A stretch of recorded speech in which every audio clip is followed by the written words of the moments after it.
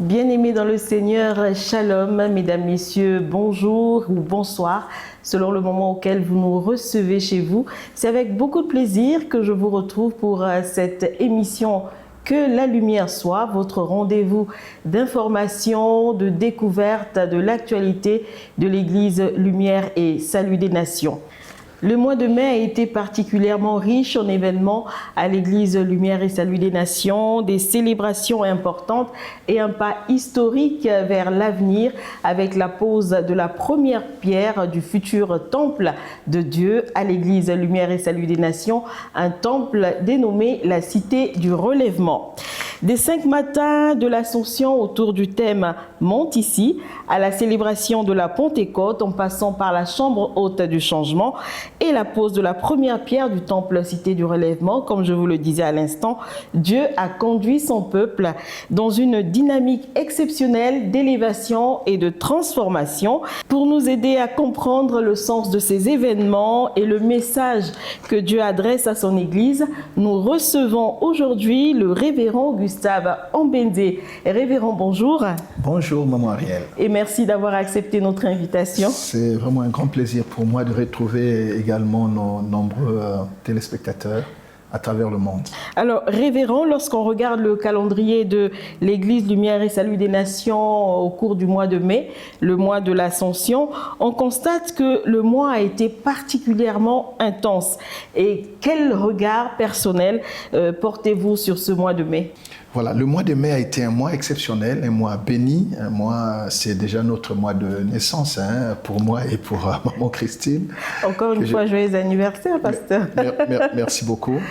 Alors, plus sérieusement, pendant ce mois, Dieu a beaucoup béni notre Église. Et le mois de mai, le 5e mois, c'était le mois d'Ascension. Tout à fait. Le mois d'Ascension, nous voyons comment est-ce que le Seigneur, après avoir été crucifié, il a été enseveli. Et 3 jours après, il est sorti du tombeau libre et vainqueur. Il est resté 40 jours sur la terre, montrant à tous qu'il était bien vivant. Et le 40e jour, il est parti vers le Père. Ceci également pour nous encourager. Il faut savoir que tout ce que le Seigneur a fait son baptême, qui est le symbole du début de la vie d'un chrétien, de son baptême à son ascension, et cela nous donne une idée de ce qu'est la vie d'un chrétien. On peut vivre des choses difficiles, on peut avoir l'impression que c'est fini, les gens peuvent dire voilà, on l'a écrasé, c'est fini, mais il est capable de renaître, de Amen. Ressusciter. Et après la résurrection, il est possible plutôt de connaître l'ascension. Il est possible de monter plus haut. Donc le mois de mai a été pour nous un mois d'ascension. Et en ce mois, nous avons eu quelques programmes phares, dont les 5 matins. Le 5 matins qui est un programme de Lumière et Salut des Nations que nous tenons tous les 2 mois. Et le 5 matin avait pour thème « Monte ici ». Monte ici, qui est par ailleurs le titre d'un ouvrage qui est sorti en 2023, où le Seigneur dit à l'apôtre Jean « Monte ici et je te ferai voir ce qui arrivera par la suite ». Et ceci pour dire qu'il y a des choses que nous ne pouvons pas vivre. Il y a des choses que nous ne verrons jamais dans la vie si nous ne changeons pas de dimension. Voilà, donc, ceux qui sont dans un certain statu quo, ceux qui ne font pas d'efforts, ceux qui se sont résignés, ceux qui ont abandonné, abdiqué, évidemment, ils ne peuvent rien vivre d'autre par ailleurs. Mais il est possible de monter. Et quand vous montez, vous ne restez plus la même personne parce que votre vision change. L'homme change avec la vision. Vous monte ici et je te ferai voir ce qui viendra par la suite. C'est comme le mystère de la vision de l'aigle. Plus haut nous montons, plus loin nous voyons et plus clair aussi nous voyons. Alors, pasteur, est-ce que cette élévation est spirituelle? Il s'agit là d'une élévation spirituelle, oui, ou bien on le ressent aussi dans la vie? Il s'agit d'abord d'une élévation spirituelle. Nous montons en consécration, nous montons dans la relation avec le Seigneur, dans l'intimité avec le Saint-Esprit. Et cela, c'est très important. Et surtout le rapport à la parole de Dieu. Et plus on a la révélation, plus voilà, nous montons, nous changeons. On peut être, voyez-vous, on peut être dans la même église et ne pas être au même niveau de révélation. Alors, quels sont les obstacles qui peuvent faire en sorte qu'on ne puisse pas monter? Bon, le découragement, l'incrédulité aussi, le manque de courage, le découragement c'est donc ça, et surtout le manque de connaissances. Le manque de connaissances. Mais on va dire que ce qui déclenche la montée, c'est la parole. Amen. Voilà. La parole de Dieu va nous révéler qu'il est encore possible de monter plus haut. Et l'intimité avec le Seigneur, la vie de prière, plus vous lisez la parole, plus vous priez, plus vous vous consacrez, plus vous détachez des réalités qui ont bloqué plusieurs destinées. Il y a beaucoup de gens qui ont une destinée glorieuse, mais qui ne l'ont jamais vécue simplement parce qu'ils ont refusé de monter. Le Seigneur ne nous prend pas, hein, il nous dit de monter, c'est à nous de monter. C'est à nous de monter dans notre vie de prière, c'est à nous de monter dans notre consécration, c'est à nous de monter dans notre relation, dans notre rapport à la parole, comme je l'ai dit. Voyez-vous, donc c'est un effort que le chrétien fait de monter à autre chose. Vous pouvez commencer l'année scolaire le même jour, mais ceux qui n'ont pas travaillé ne passeront pas en classe supérieure. Exactement. Cette élévation, elle est spirituelle d'abord, c'est vrai, mais elle finit par avoir des répercussions dans la vie réelle. Parce que Dieu élève ses enfants. Il y a des promotions. La Bible dit l'élévation ne vient ni de l'Orient ni de l'Occident, elle vient de l'Éternel. Donc on a quelques témoignages où de bien-aimés pendant ce mois de mai ont reçu des promotions, certaines élévations dans leurs affaires, même dans la vie professionnelle. Donc ça a été une belle expérience. Alors après les 5 matins, donc il y a eu la Pentecôte. La Pentecôte qui a eu pour thème l'effusion pour tous, qui vient donc de la promesse que le Seigneur a faite de répandre son esprit sur toute chair. Et quand nous recevons cet esprit, alors nous ne sommes plus la même personne. Et là, c'était la chambre haute qui avait pour thème, et quand l'esprit du Seigneur te saisira, tu seras changé en un autre homme. Pasteur, et tu seras changé en un autre homme. Alors, révérend, on voit une certaine progression. Et il ne s'agit pas là seulement d'un calendrier d'activités. Non. C'est vraiment un parcours spirituel que Dieu voulait faire vivre à son peuple. Oui, c'est là d'autant plus que quand nous recevons ces différentes étapes de ce qu'est finalement une construction bien faite. À la fin, on voit que c'est bien construit, c'est structuré. Mais on n'en a pas, on n'a aucune idée de ça. Mais c'est avec un peu de recul, on dit, mais finalement, cet agencement, c'est Dieu qui l'a voulu. Parce qu'en fait, si vous ne montez pas, vous ne changerez pas. Exactement. Et si vous ne changez pas, parce que quand vous montez, vous avez la vision. Alors vous êtes une nouvelle personne et vous pouvez bâtir. Exactement. Vous ne pouvez pas bâtir si vous n'avez pas de vision. Ne bâtissent que ceux qui ont déjà un plan, ceux qui ont une idée. Vous avez quelque chose que personne ne voit encore. Voyez-vous, c'est comme ça qu'après les 5 matins, la Pentecôte et la chambre haute, donc, et tu seras changé en un autre homme. On a vu comment est-ce que Dieu a béni son peuple. La Pentecôte a été un culte unique, un culte magnifique, un culte merveilleux. Et on a vécu vraiment notre Pentecôte et ça a été une très belle expérience. Et après ça, la chambre haute. Et on a bouclé la boucle par cette grande cérémonie de la pose de la première pierre. C'était donc le 31 mai, voilà, sur le site que le Seigneur nous a accordé. Et nous bénissons le Seigneur pour ce mois de mai. Amen. Nous reviendrons sur cet aspect de la pose de la première pierre.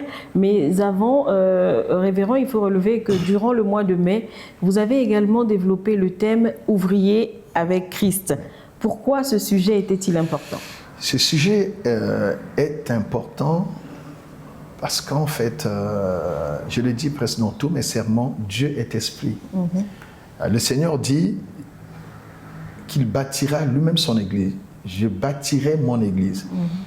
Mais il bâtit, cependant, en utilisant des hommes qu'il a rachetés, qu'il a sauvés et en qui il a déposé quelque chose, qui a une certaine intelligence, une expertise, une grâce, un don.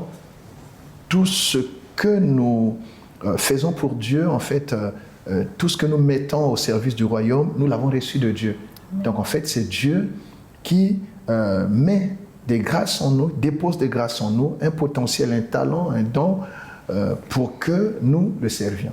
Donc Dieu nous a rachetés pour que nous manifestions sa gloire sur la terre. Dieu fait des choses par nous.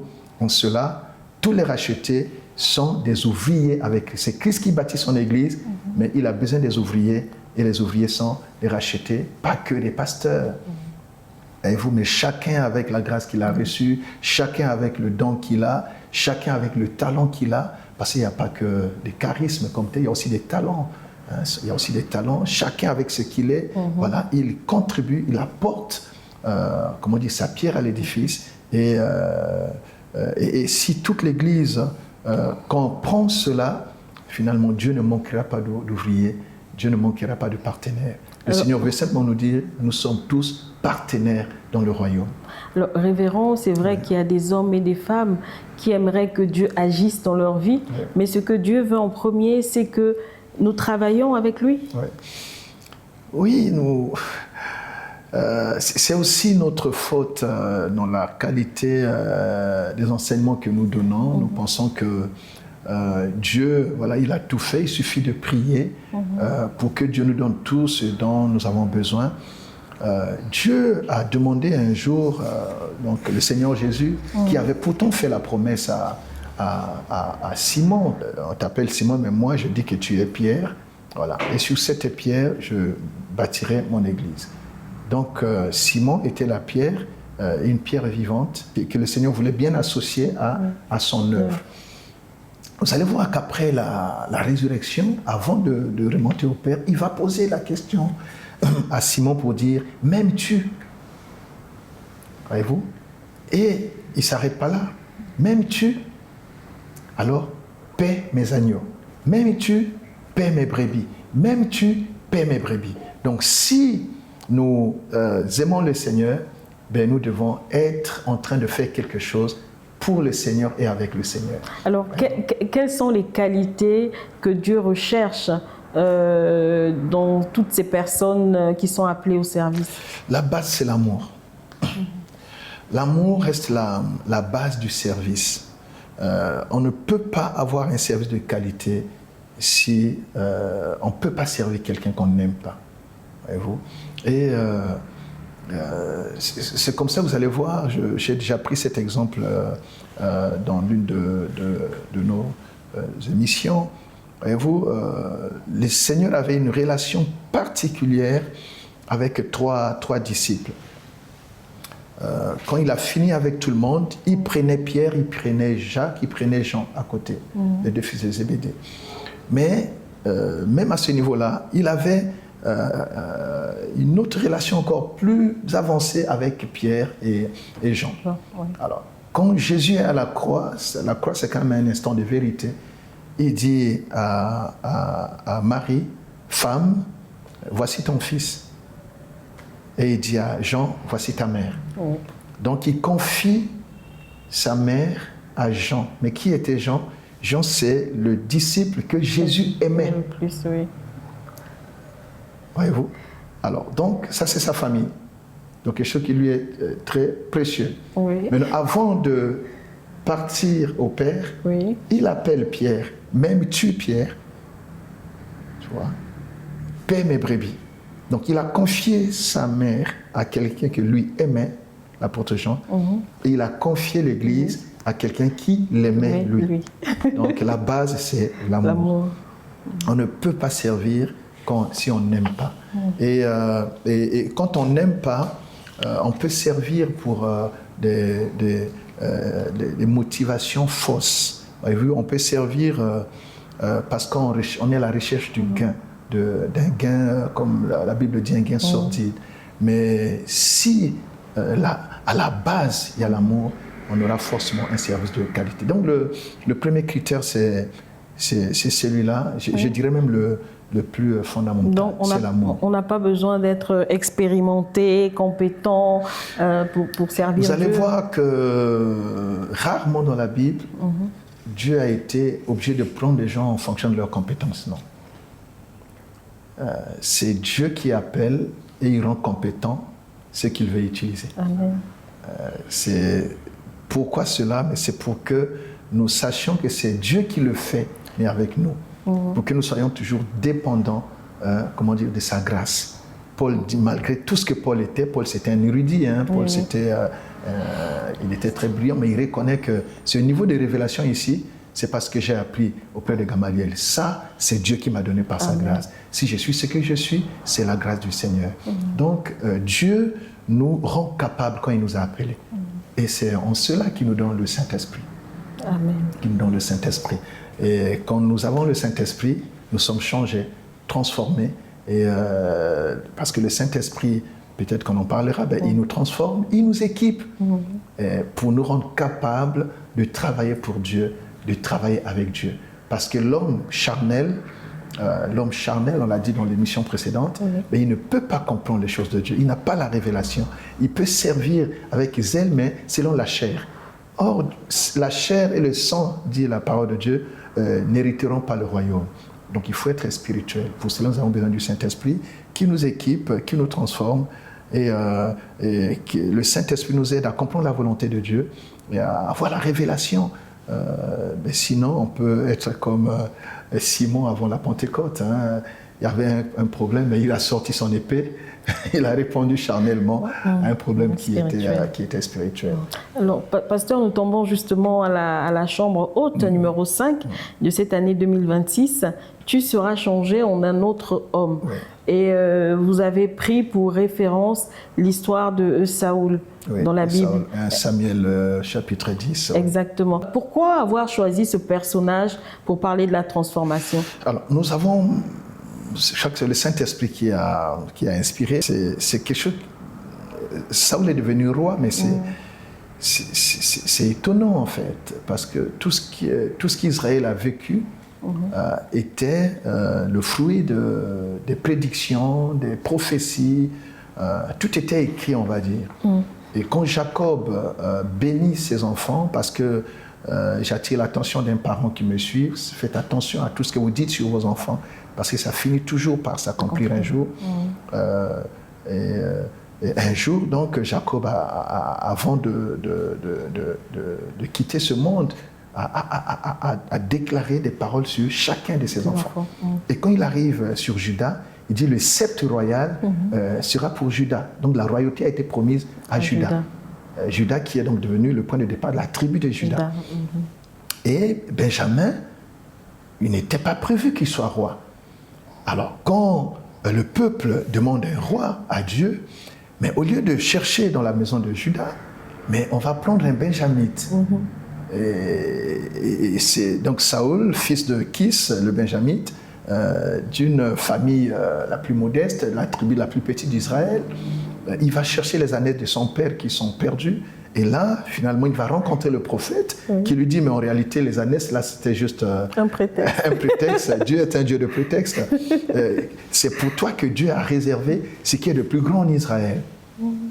Et il a compris qu'on parlait de la royauté. C'est toi qui seras le roi du... Mais Benjamin dit, non, mais qu'est-ce que tu dis, là, prophète? Et il se regarde. Il se regarde, je dis, mais non. Et quand je dis ça, je parle à quelqu'un qui se dit je ne suis pas qualifié, je ne réponds pas aux critères, je n'ai personne, ce n'est pas fait pour moi, je n'atteindrai jamais ce niveau-là. Il y a ce que vous pouvez faire et il y a aussi des choses qui relèvent de la grâce de Dieu. Amen. Ce qu'un homme ne peut pas faire, Dieu peut le faire. Et rien n'est impossible à Dieu. La grâce est l'argument de ceux qui n'ont personne, de ceux qui ne peuvent rien et de ceux qui n'ont rien. Vous pouvez compter sur la grâce de Dieu. Voilà donc un benjamite qui comme ça a reçu contre toute attente, l'onction royale. Il est parti chercher les ânesses de son père et il est rentré avec l'onction royale. Voyez-vous? Donc c'est quelque chose de spectaculaire. Et ça, c'est à l'image de ce que le Saint-Esprit fait avec nous. Il a reçu l'onction sur sa tête et le prophète Samuel lui dit, quand l'Esprit te saisira, tu prophétiseras avec eux et tu seras changé en un autre homme.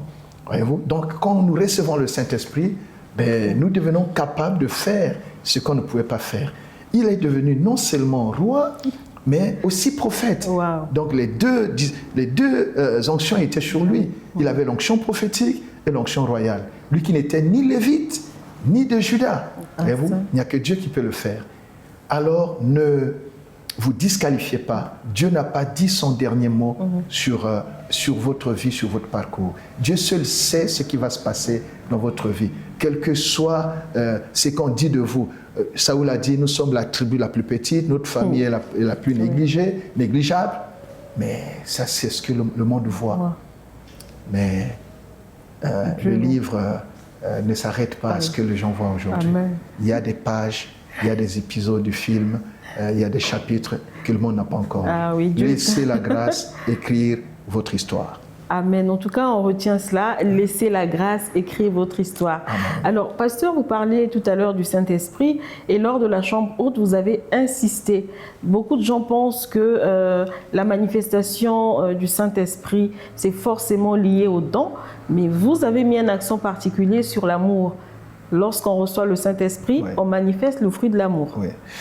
Voilà, je suis en train de préparer un sermon. Voilà, je mets déjà la puce à l'oreille à beaucoup qui nous suivent, aux habitués de cette émission, où nous parlerons de l'équilibre parfait. Dieu est un Dieu d'équilibre. Amen. Le Seigneur dit exactement que j'ordonne que tu sois puissant. Et le Seigneur veut que nous soyons puissants. Maintenant, l'erreur que nous commettons, c'est qu'aujourd'hui, nous voyons la puissance, nous prenons la puissance que dans le cas de l'exercice des dons et des charismes. Et ce qui fait que même celui qui vient de se convertir aujourd'hui, mais la première chose qu'il recherche, c'est la puissance, c'est chasser les démons, comment brûler tous les sorciers. Et parler en langue. Et parler en langue surtout. Et là, on a des gens qui parlent en langue, voilà, tout bout de champ comme ça, mais ça n'est pas efficace. Quand vous voyez la démarche, Maman Ariel, quand vous voyez la démarche, c'est que le Seigneur, quand il prend les disciples, des hommes sans grande culture, il dit, il a recruté pour la plupart des pêcheurs de Galilée, des gens donc qui n'avaient même pas d'instruction. La Bible le dit comme ça. Et il les a enseignés pendant plus de 3 ans. Voyez-vous, il les a enseignés. L'enseignement est fondamental. Et après les avoir enseignés, il souffla sur eux. Donc après sa résurrection, il dit, recevez le Saint-Esprit. Et là encore, il leur dit, ne quittez pas Jérusalem. Vous recevrez une puissance. Une puissance. Le Saint-Esprit survenant sur vous. La puissance ici, c'est le revêtement. La puissance, c'est comme un manteau. Voyez-vous? Mais c'est ce qui vient sur vous. Mais cela est efficace si au préalable, vous avez connu le changement intérieur. Voyez-vous, les habits nous couvrent, mais nous sommes ce que nous sommes d'abord. Les habits ne nous changent pas, nous donnent une forme que les gens peuvent voir, nous peuvent manifester un certain éclat, mais notre intérieur reste ce que nous sommes. Voyez-vous, donc, nous avons insisté sur l'amour parce que Romains 5, verset 5 dit que quand nous avons reçu le Saint-Esprit, qu'est-ce qu'il fait en premier? Il répand dans notre cœur l'amour de Dieu. Et Paul le dit dans Corinthiens 13, que c'est cet amour qui est la base de la vie chrétienne.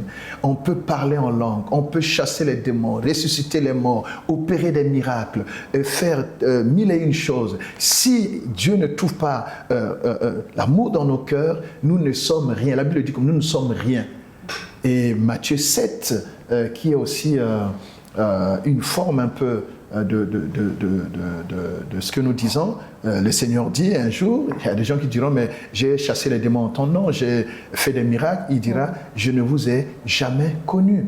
Donc la transformation est plus importante que la manifestation des dons. Beaucoup de gens recherchent les dons, les charismes, mais sans avoir été au préalable transformés. Ce qui fait la force d'un chrétien, c'est ce qu'il est devenu en Christ, pas forcément ce qu'il peut faire. Voyez-vous, aujourd'hui, les gens veulent faire des choses, mais à qui Jésus a promis la puissance? C'est aux personnes qu'il avait déjà transformées par l'enseignement. Si vous donnez une arme à quelqu'un qui n'est pas formé, mais il peut faire n'importe quoi, voyez-vous. Donc, les dons, évidemment, ce sont des dons. Les dons, c'est Dieu qui nous... ne soyez pas trompés par les dons. La Bible dit la grâce est trompeuse. Il y a des gens qui ont des dons, mais pour aider les gens à comprendre, vous allez voir que vous pouvez voir un marabout, un occulte, un magicien, un féticheur, qui soit capable de faire à peu près ce que nous faisons à l'Église en termes de puissance. Des miracles. Oui. Parce que la magie... Donc le diable peut imiter la puissance, mais il ne peut pas imiter l'amour. C'est pour ça qu'il doit avoir un chrétien, un disciple efficace, un témoin efficace, doit d'abord avoir été disciple. Le Seigneur a formé des disciples, le Saint-Esprit a intronisé les témoins. Donc il faut d'abord avoir été disciple, quelqu'un qui suit Jésus, quelqu'un qui aime Jésus, quelqu'un qui a écouté, qui obéit à Jésus, avant de recevoir les armes et la puissance. Et donc il faut cet équilibre. Quand je parle de cela, vous comprenez tout de suite que je suis en train de parler de l'équilibre qu'il doit avoir entre le fruit de l'Esprit et les dons du Saint-Esprit. Vous allez voir, il y a 9 fruits. Il y a on dit le fruit, mais il y a, on va dire, c'est comme une grappe. Hein? Voilà, il y a 9 aspects de ce fruit-là. Et il y a 9 choses dans ce fruit-là. Et il y a aussi 9 dons. Donc, pour mener une vie chrétienne de qualité, il faut un équilibre parfait. Mais on ne commence pas par la puissance. On commence par l'amour. On commence par l'amour. On commence par le fruit. Et le fruit de l'esprit est résumé par l'amour. Quand vous avez l'amour en vous, tout le reste est là-dedans. L'amour est patient, l'amour pardonne, l'amour comprend. Tout est dans l'amour. Et d'ailleurs, la Bible dit que celui qui aime a accompli la loi. Voyez-vous, si vous avez l'amour en vous, vous avez accompli la loi. Car c'est parce que Dieu nous a aimés que Christ a accompli pour nous la loi. Et n'est-ce pas que c'est le plus grand commandement que Jésus nous a laissé? Alors, pasteur, on a vu que vous avez été particulièrement dur avec l'Église.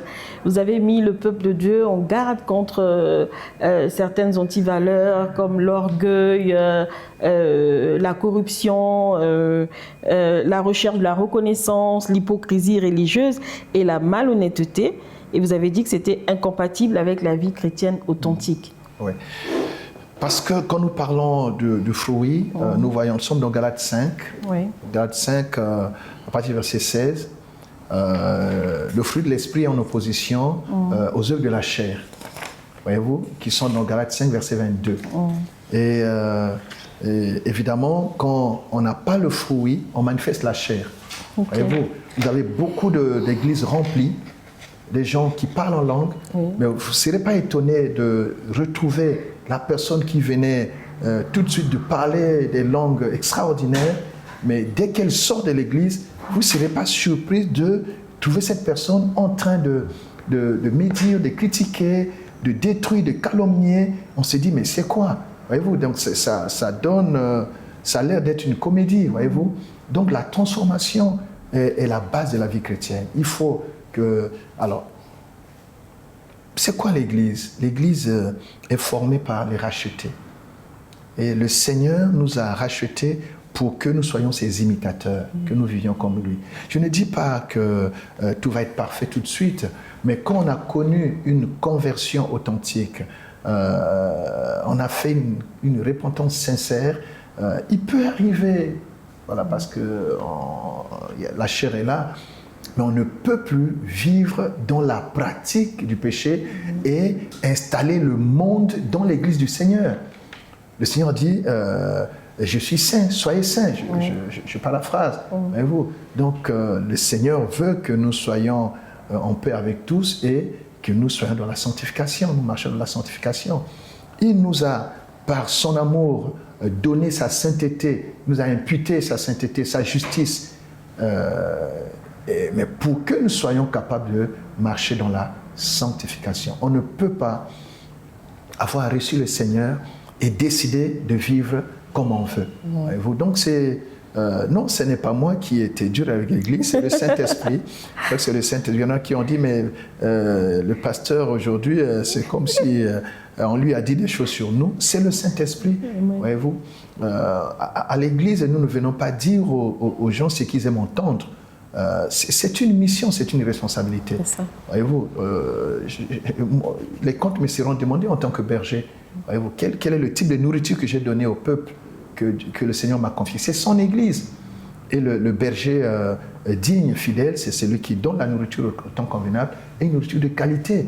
Tu vois? Donc, et parfois, c'est vrai en tant que pasteur, j'espère qu'on ne trouve pas ça dans d'autres églises, mais on voit des gens vivre le monde à l'église.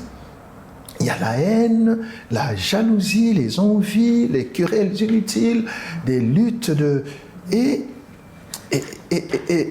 même, pour revenir sur les dons tout à l'heure, vous allez voir que pourquoi les gens recherchent les dons en fait.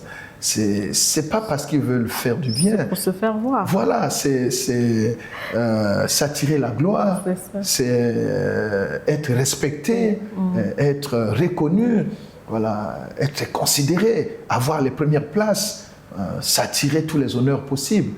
Mais ce n'est pas ça le but des dons à l'Église. Voyez-vous, on ne devient pas arrogant parce qu'on a un don. On ne commence pas à manquer du respect aux gens parce qu'on a une grâce de Dieu. La grâce nous rend humbles. Le don nous rend, comment dire, serviteurs. Parce que tout ce que nous avons reçu de Dieu, c'est pour l'utilité commune. Dieu impartit sa puissance en nous pour que nous soyons son agent. Amen. Nous devenons le prolongement de la main de Dieu. Nous marchons pour Dieu, nous parlons pour Dieu. Et quand on a ce privilège de recevoir, d'avoir reçu la dotation du ciel, parce que ça ne vient pas de nous. Attendez, moi, je ne sais pas comment je suis devenu pasteur.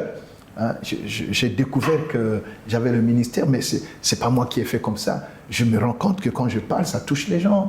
Quand je parle, il y a des gens qui pleurent. Mais ce n'est pas moi, c'est Dieu.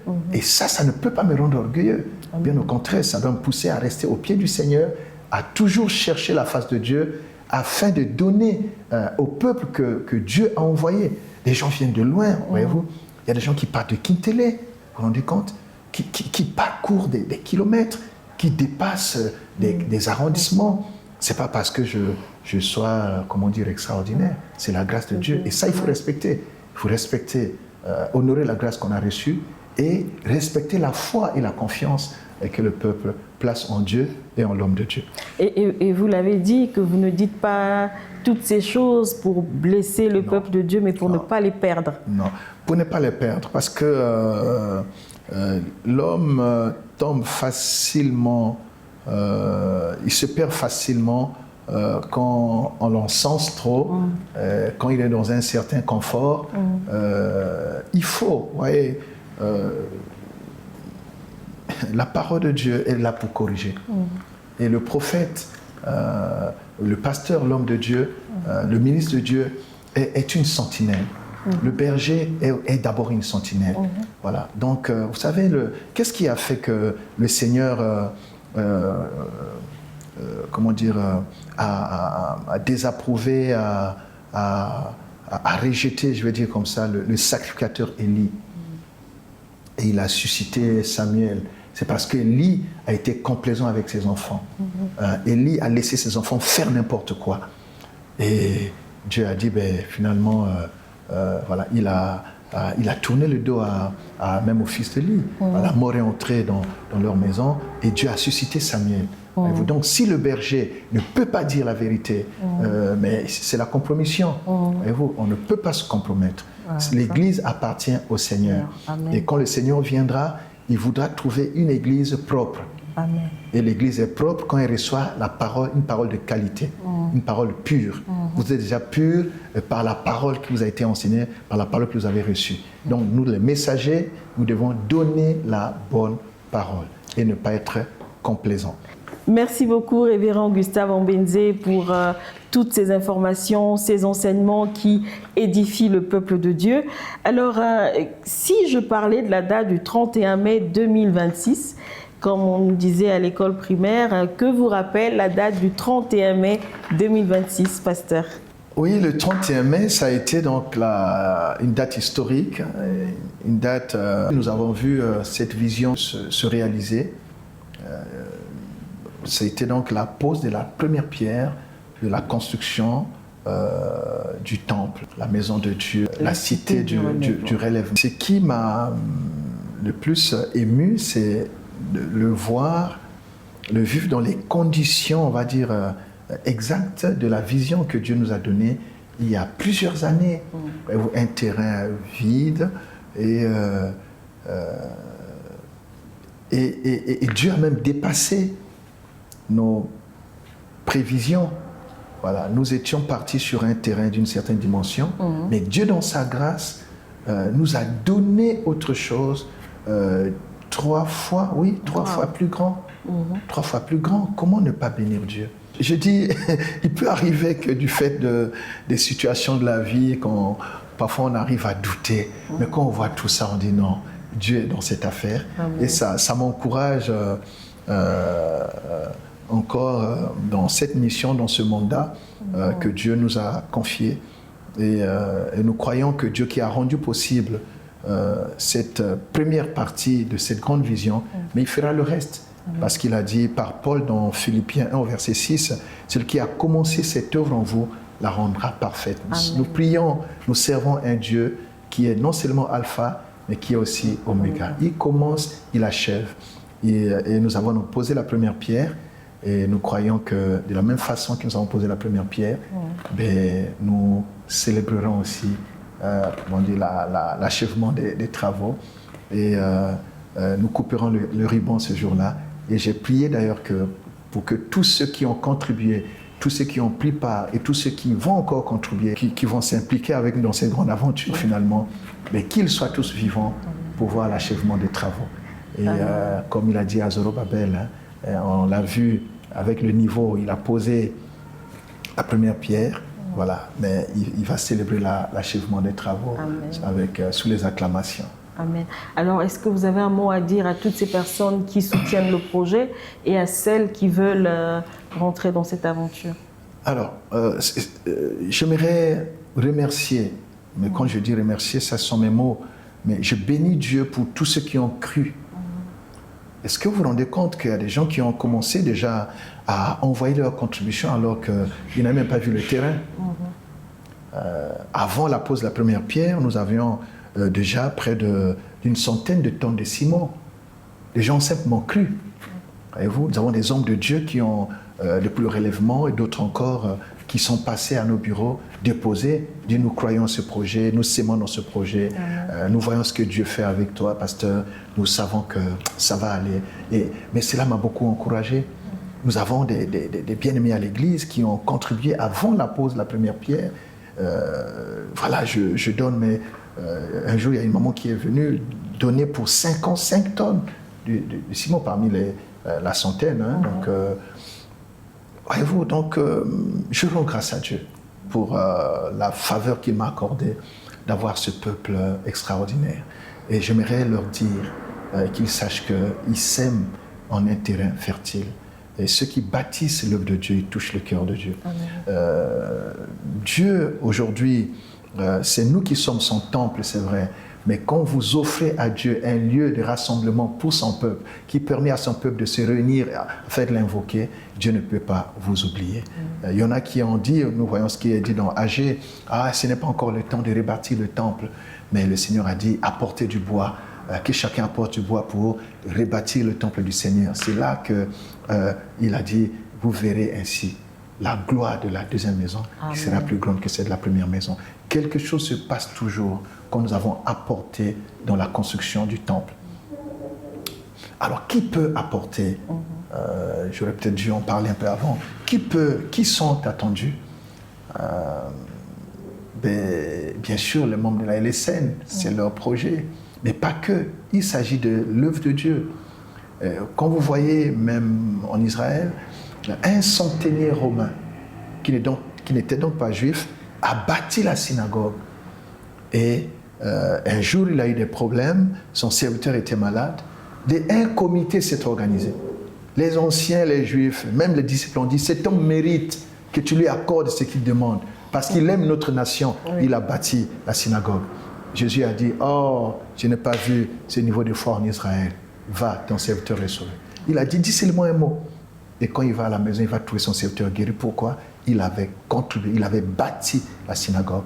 Vous pouvez, vous aussi, apporter votre pierre. Vous pouvez, vous aussi, apporter votre contribution. C'est l'œuvre de Dieu. C'est une œuvre qui dépasse notre personne. Ça ne portera pas notre nom. C'est pour des générations. C'est une maison de rencontre où les rachetés viennent, une maison de consolation, une maison de relèvement, une maison de consécration, un lieu de rencontre avec Dieu. Là où nous allons placer l'autel, où chacun viendra offrir à Dieu, chacun viendra implorer, invoquer le Seigneur. Venez mettre votre nom dans les annales de Dieu. Et il y aura un livre de souvenirs. Dieu n'oublie pas. La Bible dit, Dieu n'est pas injuste pour oublier le travail, notre travail et l'amour que nous avons pour son nom. Amen. Quand vous bâtissez pour le Seigneur lui aussi, il bâtit votre vie, il bâtit votre famille. Voilà, donc nous attendons, les équipes sont là, la permanence est là, apportez vos contributions en argent, oui, ou en nature. Voilà.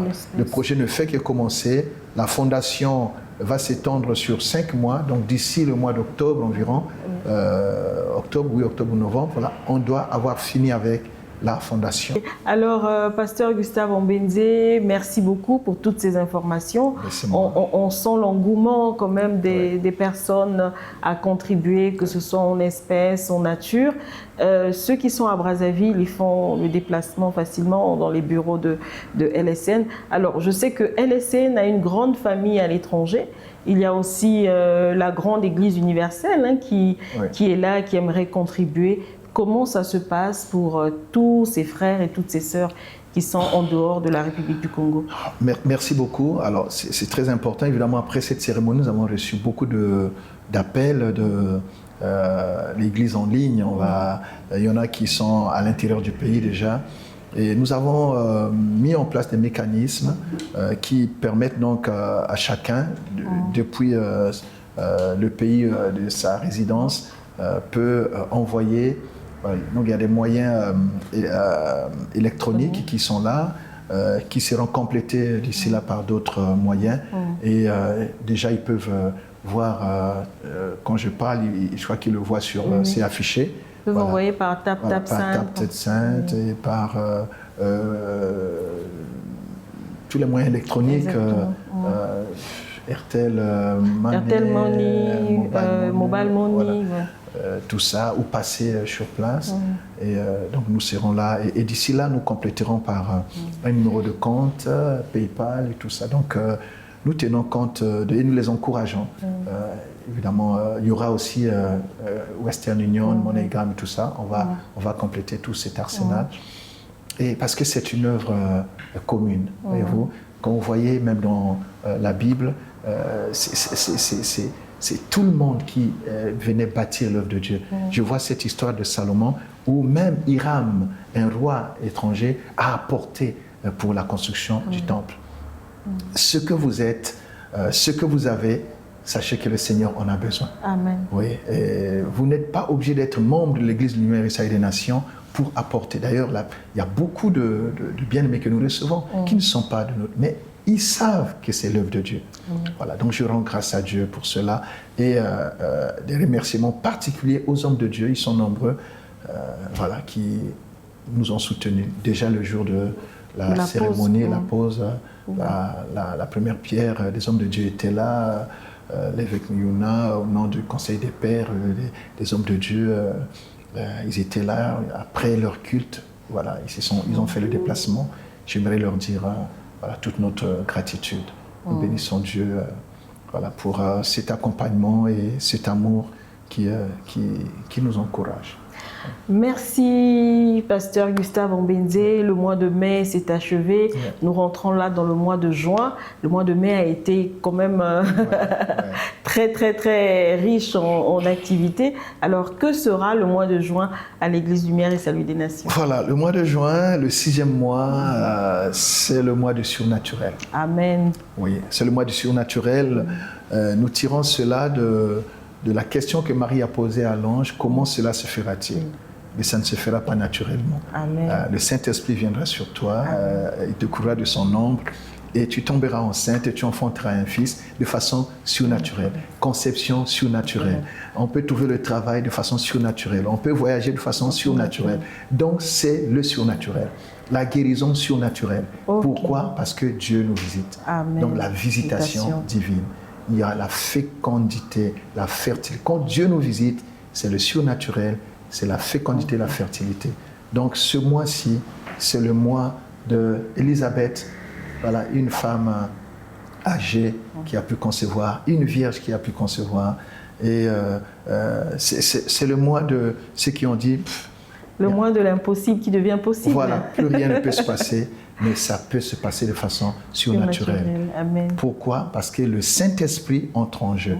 Ce ne sera ni par ta puissance, ni par ta force, mais par l'Esprit du Seigneur. Et c'est là que c'est surnaturel. Nous construirons aussi de façon surnaturelle. Alors, pasteur, j'ai appris de certaines indiscrétions qu'il y aura un relèvement spécial 2026, quelque part. Dieu est bon, Dieu est bon, Dieu est bon. J'aimerais annoncer à tous ceux qui nous suivent depuis quelques années, tous ceux qui aiment le relèvement. Le relèvement traverse, le relèvement voyage, le relèvement visite pour la deuxième fois la grande ville, la grande cité de Mbuji-Mayi. Donc, Mbuji-Mayi, relèvement spécial Mbuji-Mayi. Alors, nous serons à Mbuji-Mayi en cette fin du mois de juin et nous travaillerons avec les églises locales. L'église est déjà mobilisée à Mbuji-Mayi. Le Seigneur est attendu et par la grâce de Dieu, nous retournerons. Nous avons été là en 2021. Et ce qu'on nous dit depuis lors nous encourage à y retourner. Parce qu'en 2021, c'était une ville qui était dans un certain état. Mais depuis lors, Dieu, je parlais avec un homme de Dieu hier qui m'avait reçu en 2021. Et tout ce qui a été déclaré en 2021, Dieu l'a accompli. Je vous fais juste... je donne une idée de ce que je dis. L'église qui m'avait reçu était sur une avenue secondaire. Et c'était très difficile de se garer. C'était difficile, c'était sur une espèce de montagne. Voilà. C'était un terrain difficile. Les voitures ne pouvaient pas passer par là. Et le dernier jour du programme, saisi par le Saint-Esprit, un peu comme Samuel a dit à Saoul, quand l'Esprit te saisira, tu prophétiseras avec eux. Et là, je vais prophétiser par la grâce de Dieu pour dire, après notre passage, le roi, donc le président, aura un regard particulier sur cette ville. Amen. Beaucoup d'avenues seront asphaltées, comme on dit à Kin, goudronnées. Et je vous promets que ça commencera par ici, mais c'était une avenue secondaire. Il dit, plusieurs entreprises qui avaient fermé vont rouvrir. Et beaucoup qui avaient fui leur ville, même les hommes de Dieu, reviendront à Mbuji-Mayi. Donc c'est comme un nouveau départ. Et ça s'est accompli? Ça s'est accompli. On a commencé à bâtir les routes et on n'a pas commencé par une route principale. On a commencé par une route secondaire. Cette route où les choses ont été prononcées. Donc quand on me rappelle ça, je dis, ouais, Dieu est fidèle. Pasteur, viens voir ce que Dieu a accompli depuis ton passage. Donc nous voulons dire que Dieu est vivant. Celui qui a fait les premières choses, il fera davantage cette fois-ci. Et là, j'avais travaillé presque tout seul. Mais cette fois-ci, il y a une plus grande, comment dire, Je ne serai pas seul, en tout cas, il y aura 3 orateurs avec moi. Nous partagerons sur 2 thèmes. On aura la conférence des hommes de Dieu du 26 au 27. Voilà, à l'hôtel Merveille de Mbujimaï, nous partagerons sur le thème le mandat divin. Voyez-vous, le mandat divin, nous ouvrirons ce thème, nous comprendrons que chacun de nous a un appel, a une vocation, a un mandat.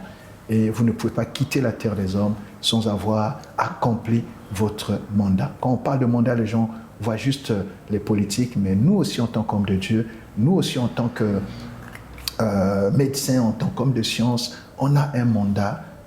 Et Dieu nous demandera des comptes pour ce que nous aurons fait de tout ce qu'il aura mis en nous comme potentiel et comme grâce. Et l'après-midi, nous parlerons ce sera une grande campagne d'évangélisation en plein air, sur le terrain de la Miba.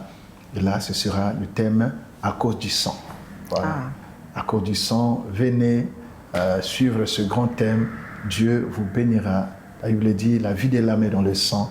Le sang peut être une bénédiction, mais le sang peut être aussi source de problèmes. Le sang peut être aussi la cause même de beaucoup de choses que nous vivons. Et si vous ne comprenez pas ce qui se cache dans le sang, vous ne saurez pas vous en sortir par rapport à ce que vous vivez. Venez tous, que Dieu vous bénisse. Voilà. Je précise quand même pour ceux qui ne savent pas où se trouve Mbujimaï, c'est en République démocratique du Congo. Oui, c'est vrai, c'est en République démocratique du Congo. C'est à 1h30 de Kinshasa en vol d'oiseau, comme on dit, en avion. Et c'est une très belle ville à l'origine, mais qui avait été un peu... Mais là, depuis lors, il y a une grande université, il y a des grandes artères. L'aéroport même, dit-on que c'est autre chose maintenant. Dieu est bon. Voilà, nous serons bénis de retrouver cette vie dans un autre état. Merci, Pasteur Gustave Mbenze. Nous sommes donc arrivés au terme de cette émission Que la lumière soit. Merci à vous qui nous avez suivis. Merci pour votre fidélité et à très bientôt, s'il plaît à Dieu, et surtout, portez-vous bien, que Dieu vous bénisse. Je suis bâtisseur, vous êtes bâtisseur. Et nous sommes bâtisseurs. Que Dieu vous bénisse.